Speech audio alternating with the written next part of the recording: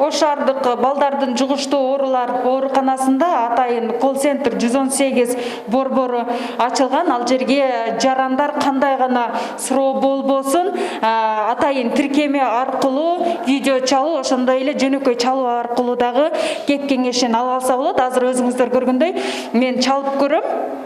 Видео чалуу. Атайын тиркемени теребиз.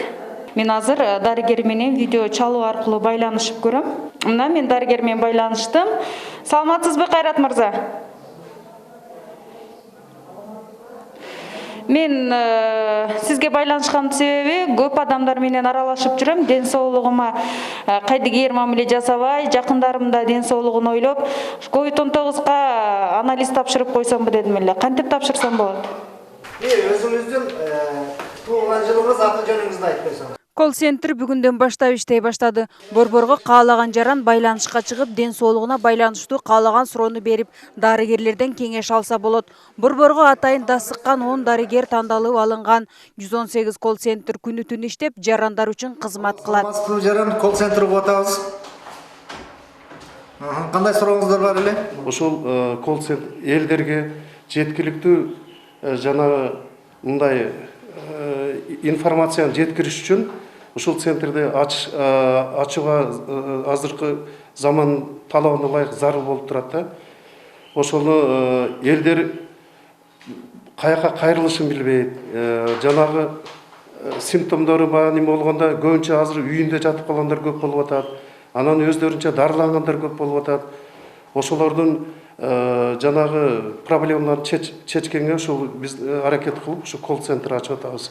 Жарандар үйдө отуруп алып 118 номуруна же уюлдук телефон аркылуу да байланышса болот. 557 10 30 11 555 10 30 55 555 10 30 86 555 10 30 46 551 10 77 27 557 75 12 12 551 11 07 08 557 10 30 62 557 10 30 01 557 10 30 05. Covid боюнча şu балдардын биринчи оорусу эмнеден баштанат? Ошондой эле ооруканага келип кайрылган адамдар үчүн атайын бөлмө да уюштурулган. Бул жерден бейтап дарыгер менен видео аркылуу байланышып кеңеш ала алат. Балдарым тезде температура болот. Ошондо эмне кылышым керек? Мындан сырткары өзгөчө кырдаалдар министрлигинин тапшырмасы менен Ош шаарында атайын талаа чатырлар шаарчасы түзүлдү. Бул жерде COVID-19 илдетине кабылган жана оорулуу менен байланышта болгон жарандар жатып дарыланат. Жалпы 60 чатыр тигилген.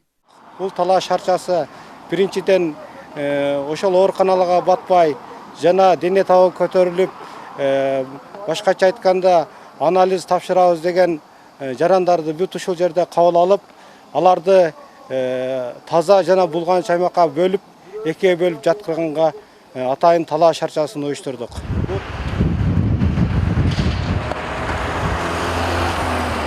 COVID-19 илдетине Ош шаардык мэриясынын бир кызматкери да кабылды. Ал жаран коронавирус пандемиясы башталган күндөн баштап бейтаптарды ооруканага обсервацияга жайгаштырып, илдеттин жайылып кетпөөсү үчүн иштеп жүргөндүгүн мэриянын басма сөз катчысы билдирди. Учурда ал жаран менен байланышта болгон мэриянын 50ге жакын кызматкери ПЦР анализ тапшырып обсервацияга алынган.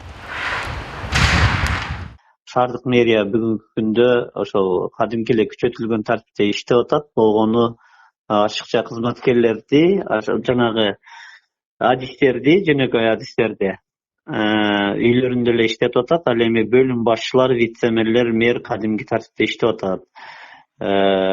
Ошол аралыкты сактап, сыртка контакт болбой иш жүрүп атат азыр.